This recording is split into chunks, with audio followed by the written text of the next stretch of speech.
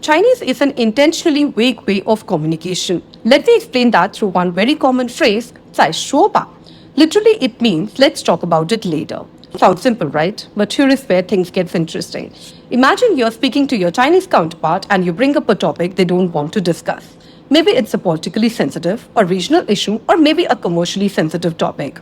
Or perhaps it is simply something they don't want to address at the moment. You may expect a simple, direct, no, I don't want to discuss this. But that's not necessarily how the conversation in Chinese goes.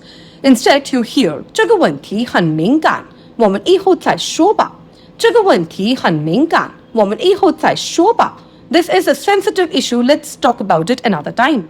Now, if you only understand the language, you may interpret that as, okay, we'll come back to this later. Sounds simple, you wait. But in a sensitive context, 再说吧 can function as a polite way of closing the subject. This is not something I want to discuss. Please don't push the topic further. This is where language capability diminishes and China capability becomes stronger. And that's where things becomes challenging for someone who is working with China. Because the words themselves are not difficult, but the implication is.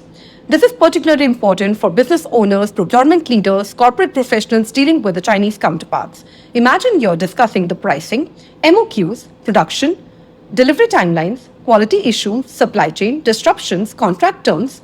Your Chinese counterpart gives you a vague response. If you interpret every sentence literally, you may walk thinking we'll discuss it later. When the actual message may be this is not something we are prepared to discuss right now and you need to reread the context before deciding what to do next.